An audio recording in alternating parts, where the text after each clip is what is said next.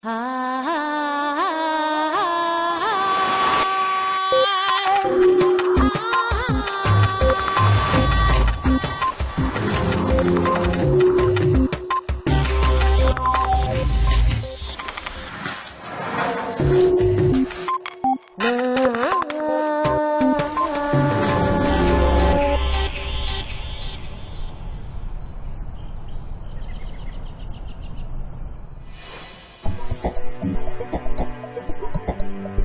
la misma forma que las normas de un juego establecen las relaciones entre participantes, los comportamientos humanos sirven de pautas para forjar los vínculos entre los miembros de un grupo.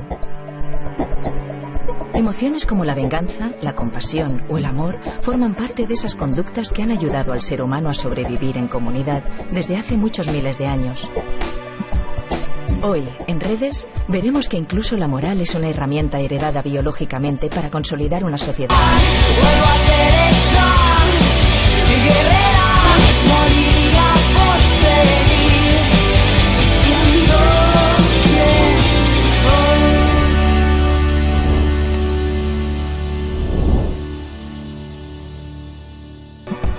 Punset visita a Mark Hauser, psicobiólogo de la Universidad de Harvard. Desde una perspectiva multidisciplinar que abarca la neurobiología, la psicología, la antropología y la lingüística, Hauser defiende la existencia de unos principios morales universales que rigen nuestras decisiones y juicios a la hora de distinguir el bien y el mal.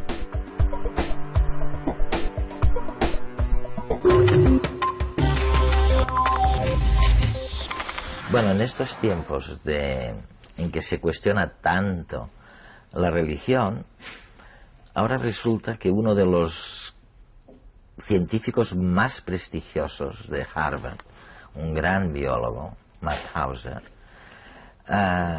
acaba de sugerir, si no demostrar, que nacemos con una especie de moral, de principios morales universales.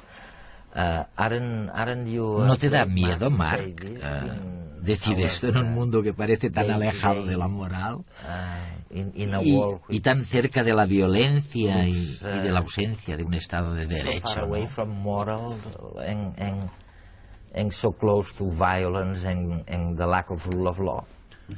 No, creo que no me da miedo, porque en cierto modo lo que estoy diciendo no es que la gente no tenga que creer en la religión, sino más bien que las principales fuentes de nuestros juicios morales no proceden de la religión, de modo que ésta también tiene cabida. Como dice una famosa pregunta de algunos coches, la religión no es un prerequisito de la moral. Esto no quiere decir que la persona no pueda tener fe en aquello en lo que desea tener fe, sino que hay que reconocer que a pesar de las diferencias subyacentes a las religiones, hay un conjunto de principios comunes que todos los seres humanos parecen compartir en lo que respecta a sus juicios morales.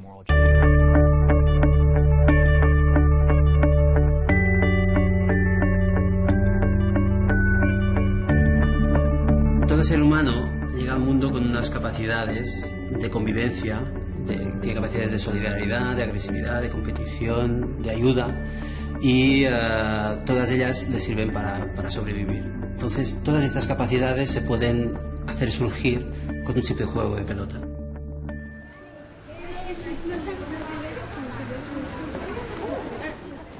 Bueno, vamos a jugar a un juego de comunicación. Hay dos formas de comunicarnos con esta pelota.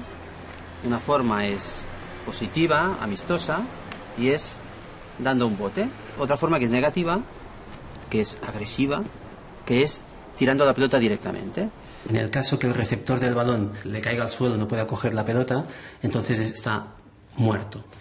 En esa situación se tiene que sentar en el suelo y esperar a que le llegue el balón de algún compañero que se la vuelva a pasar o que él pueda recogerla por un rebote perdido. Gana el niño que consiga estar de pie cuando todos los demás están sentados en el suelo. Para dificultar un poco más la actividad, vamos a poner a 3 personas con discapacidades, uno sin poder usar una mano, el otro con los pies atados y un tercero con los ojos cerrados. Empieza él. Venga, cuando queráis.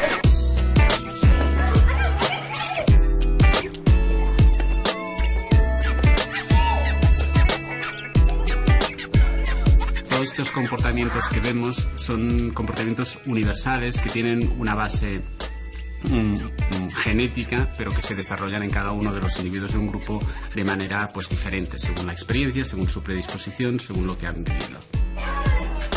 ¿Qué harán los niños en el campo de juego? ¿Se ayudarán?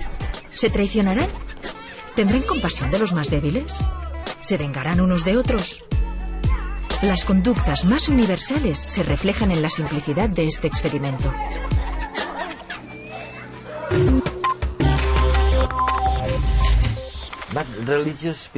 Pero la gente religiosa tiene que estar bastante contenta con lo que tú estás diciendo. En el sentido de que pueden decir, ¿lo veis? Os lo dije, hay algo real ahí fuera. Hay algo que me fascina realmente de tu teoría. Tú dices que primero tenemos el nivel del inconsciente, esa gramática moral universal que se desarrolla de manera inconsciente. Es algo que tiene que ver con la genética. Es así, ¿no? La idea de que hay algún tipo de proceso inconsciente seguramente debe de haber algún tipo de mecanismo que se supone que está biológicamente predeterminado en cierto nivel y que nos permite emitir esos juicios muy rápidos. Es una cuestión abierta hasta qué punto esto ha sido aprendido o no. Cuando le pedimos a la gente que nos dé una respuesta de lo que para ellos es moralmente justo ante distintos problemas morales, a veces dan una respuesta, pero no pueden decir por qué. Y esto sugiere un proceso inconsciente que básicamente los empuja en una dirección u otra.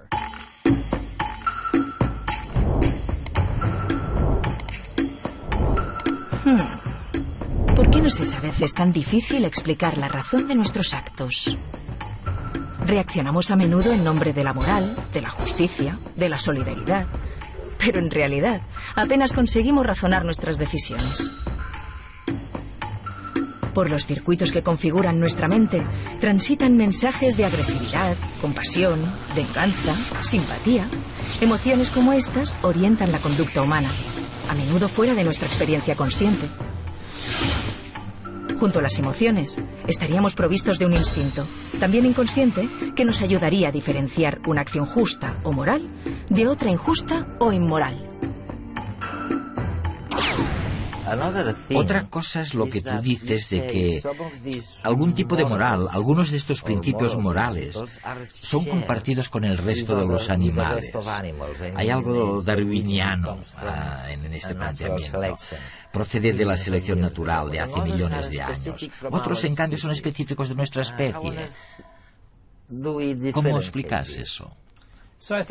Creo que en algunos experimentos y observaciones que se han hecho con animales salvajes o en cautividad, ocurre lo mismo que con los humanos. Los animales a veces deciden cooperar. Por ejemplo, un animal puede cooperar con otro para cazar, para capturar una presa. Tenemos muestras de cooperación, de altruismo, de reparto de la comida. Tenemos animales donde después de una lucha entre uno subordinado y otro dominante, se abrazan para reconciliarse y tranquilizar a todo el mundo, para que los niveles de estrés no suban. Es lo mismo que vemos en las sociedades humanas. En cambio, hay cosas que parecen ser únicamente humanas. Por ejemplo, la capacidad de correspondencia. Yo te doy algo a ti hoy y dentro de un tiempo tú me lo darás a mí. Es algo bastante común en las sociedades humanas, pero es una capacidad que no vemos demasiado en los animales. Sugiere que a los animales les cuesta ser pacientes. Por ejemplo, si yo te doy algo, tengo que esperar a que tú me lo devuelvas. A los animales, en cambio, parece que les cuesta controlar su impulsividad. ¿Por qué dicen a algunos que los animales no pueden sentirse culpables? Quiero decir, el sentimiento de culpabilidad. ¿Es cierto que ellos no pueden sentirse culpables del daño que han hecho?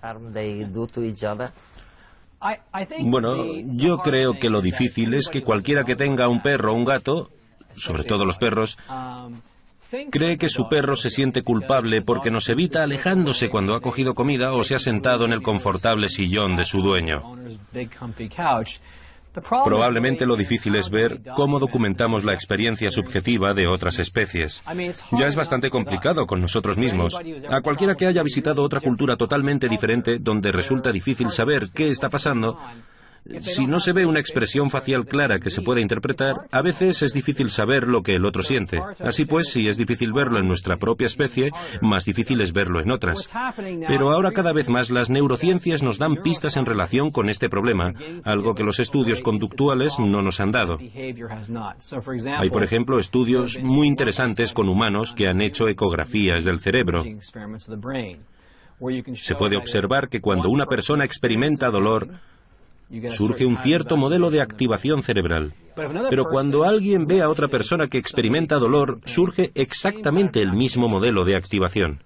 De modo que existe una correspondencia entre las áreas del cerebro en el contexto de la empatía.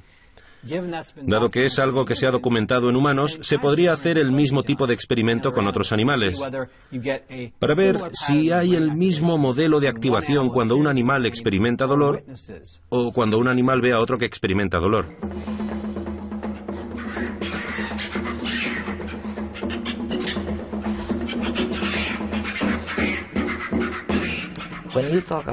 Cuando tú hablas de ciertos componentes básicos en los animales compartidos con nosotros, resulta que uno de esos componentes tiene que ver con el lenguaje. Cuando hablas de ese instinto moral universal, es algo muy parecido, ¿no? ¿Cómo lo relacionarías una cosa con otra? ¿Lo que ocurre con el lenguaje es similar con lo que ocurre con la moral, con esta moral universal? Bueno, la idea básica es que cuando Chomsky propuso la teoría por la cual se hizo famoso, la idea principal era la siguiente. Si nos fijamos en la adquisición del lenguaje en el niño, los estímulos que recibe son escasos comparado con las generalizaciones que hace. Es lo que Chomsky llama el problema de Platón. Como resultado, tenemos que inferir que el niño ha nacido con cierto tipo de capacidades innatas, en palabras del propio Chomsky, que le permiten hacer crecer el lenguaje, no aprenderlo, sino hacer crecer como, por ejemplo, nos crecen los brazos. Por ejemplo, hay una maduración biológica muy fuerte de los factores que preparan al niño para el futuro y que forman parte de lo que significa ser humano. Estos principios generales, o en este caso la gramática universal, forman parte de nuestra especie. Esta forma de pensar es una forma muy típica de pensar en la moral, porque al final todos los niños adquieren un sistema moral. ¿Cuál? Depende de su cultura, pero en todas las culturas parece haber ciertos tipos de principios que son universales.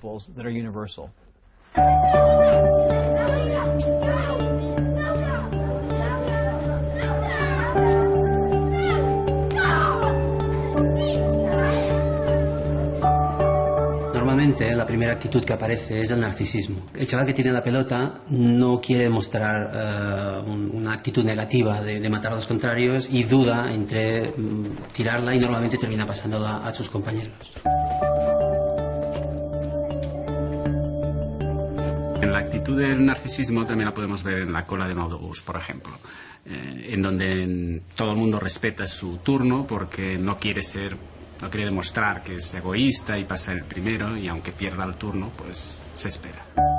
Otra actitud que normalmente se da es la actitud de empática, que se refleja en el hecho de que un niño que ha estado muerto y ha recibido la ayuda de otro, a su vez, cuando él está jugando y ve a otro que está en su misma condición, pues intenta ayudarle para que pueda jugar.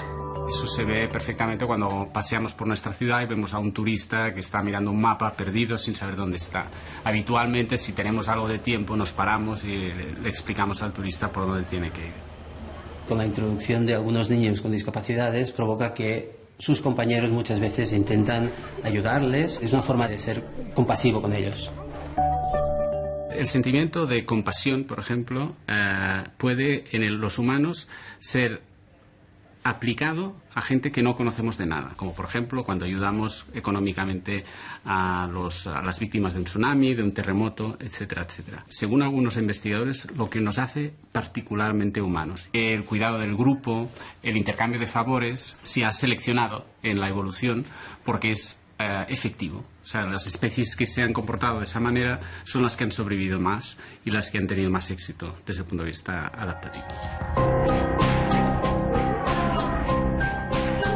Todos estos comportamientos que hemos descrito hasta ahora también tienen su parte negativa. En el caso, por ejemplo, de la venganza o del egoísmo en estado puro, pues también lo vemos en situaciones cotidianas, cuando los recursos cuentan mucho, cuando el tiempo, cuando la oportunidad es importante. Por ejemplo, en la cola de un supermercado, en la cola para un espectáculo del que hay pocas entradas, pues ahí actuamos con cierto egoísmo, estableciendo un tipo de conducta que va en beneficio propio y en detrimento de los demás.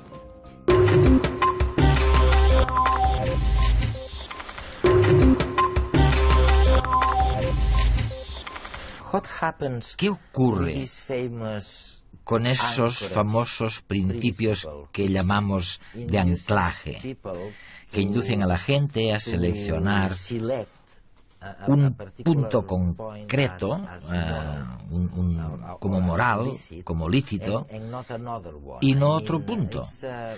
Quiero decir, no hay nada muy fundamental en esta elección.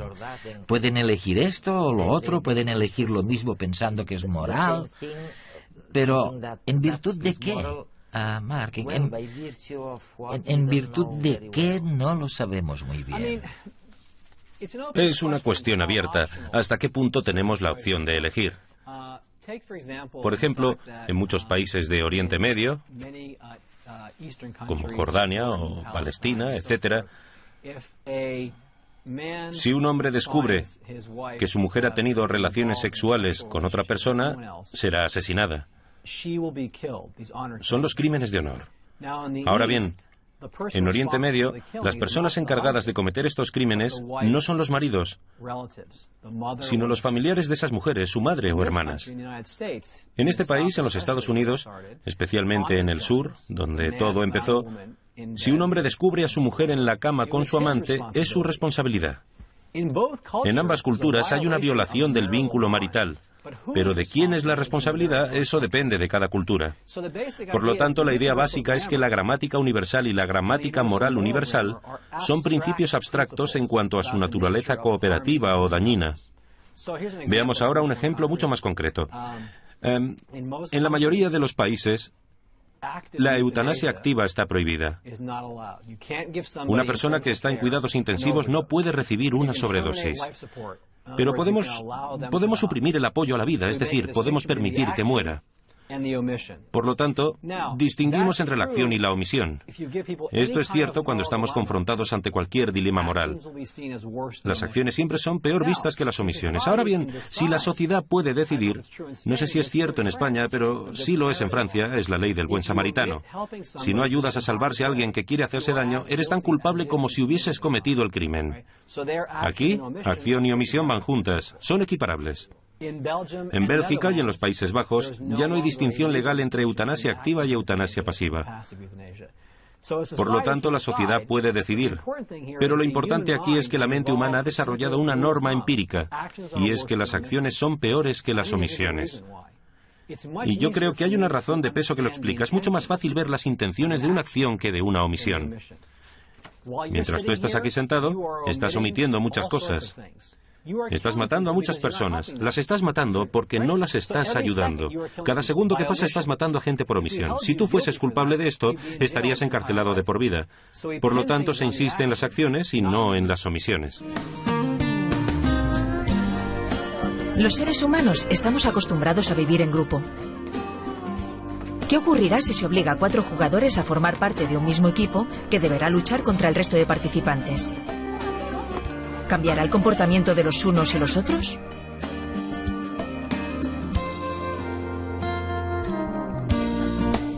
Bueno, ¿cuándo creéis que habéis matado más? ¿La primera vez que hemos jugado, que no había equipo? ¿O ahora que había ido? Ahora sí. Por ejemplo, yo te he visto a ti, que eres el primero que ha empezado siempre. Yo te he dado el balón la primera vez. ¿Y qué has hecho la primera vez? Cuando hemos empezado. No, lo he pasado yo. ¿La has pasado? ¿Sí? ¿Y por qué ahora sí, antes no? Porque ahora hay más rivalidad porque hay 4 personas que están dentro de un equipo y vamos más a a formatar. Y entonces, ¿vosotros pensáis todos que han sido más agresivos los que iban en equipo que el resto? No. Sí, ¿igual de agresivos? Sí, porque los demás íbamos como También un poco como con un equipo. ¿Ah, sí? Sí. ¿Qué equipo? ¿Qué equipo? ¿Todos los demás? ¿Todos? Creo que los demás también, como eran un equipo contra todos nosotros, pues nosotros los que no éramos de equipo nos hemos hecho como un equipo pero sin decir nada, pero íbamos a por ellos y nos la pasábamos para matar más. En este caso aparece claramente una actitud de prejuicio. Los jugadores que forman parte de un equipo se deben a sus compañeros, con lo cual tienen tendencia a mostrarse más agresivos para evidenciar su capacidad dentro del grupo. El resto que no forman parte no son un equipo oficialmente, se agrupan también en equipo para ayudar a combatir al enemigo superior. Este sentimiento de grupo se puede incluso generar en ausencia de condiciones para considerar un grupo objetivo, como por ejemplo puede ocurrir que se genere de manera espontánea cuando viajamos como turistas y nos sentimos parte del grupo de españoles o del autobús azul, etc. Normalmente este sentimiento es uno de los más potentes de nuestra especie. Los sentimientos que nos unen hacen que todo lo que hacen los grupos contrarios nos parezca mal, independientemente de si objetivamente llegaríamos a considerar que es bueno o es malo. Es tan intenso que es posible incluso conductas agresivas, realmente violentas, de la parte del grupo al que pertenecemos contra los demás, aunque con personas, individuos a los que no conocemos y con los que no mantendríamos ningún tipo de relación. Por ejemplo, con los disturbios que hubo en Los Ángeles en el año 92, cuando no se condenó a unos policías que habían apalizado a un miembro de la comunidad negra. Pues bien, los disturbios que ocurrieron, las palizas que se realizaron contra los miembros de la raza blanca que se encontraban por la calle, responden a este sentimiento de grupo de injusticia. La ciencia explica cada vez mejor los orígenes de nuestras conductas más innatas. Y eso no es todo. Un sencillo juego puede ayudarnos no solo a entender cómo somos, sino a enseñarnos las ventajas y los inconvenientes de nuestro comportamiento hacia los demás.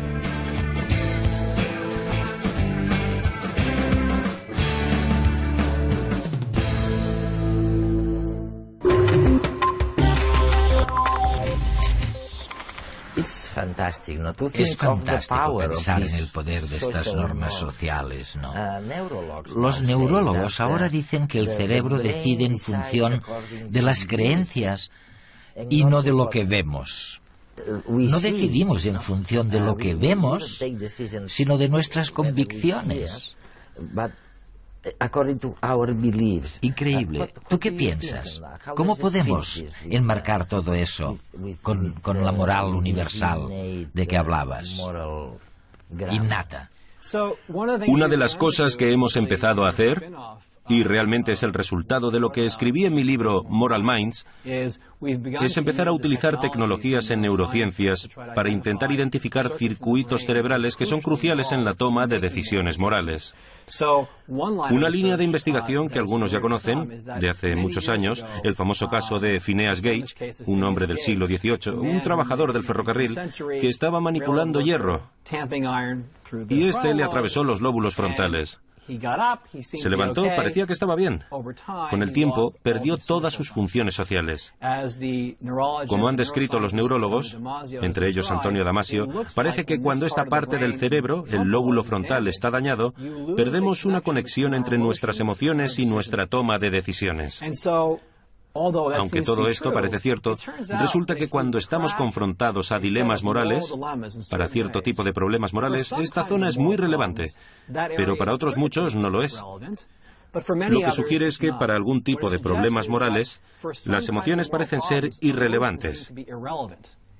Se pueden tomar decisiones basándose en lo que alguien creyó, en lo que alguien intentó. Y parece que las emociones no desempeñan ningún papel. Pero cuando surge un dilema, cuando la acción causa daños a uno pero beneficia a muchos, surge el conflicto.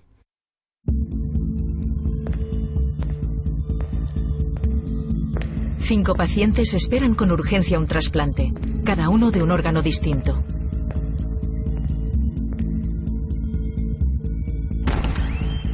Entonces, un individuo en perfecto estado de salud llega al hospital a hacerse un análisis de sangre. ¿Mataríamos a este individuo para recuperar sus órganos y salvar la vida de los 5 pacientes a la vez?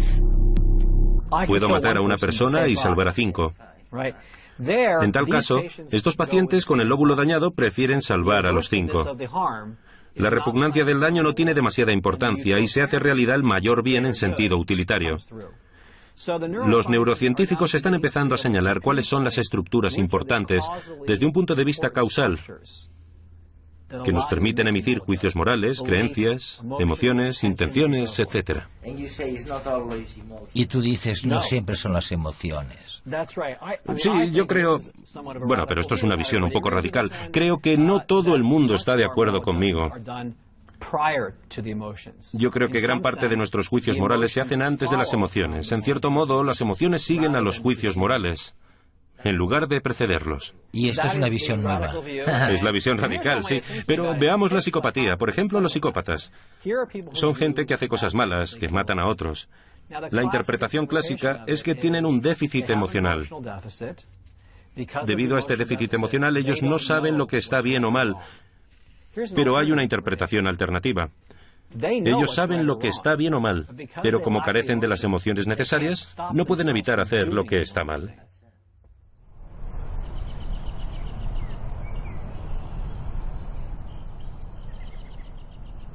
Ah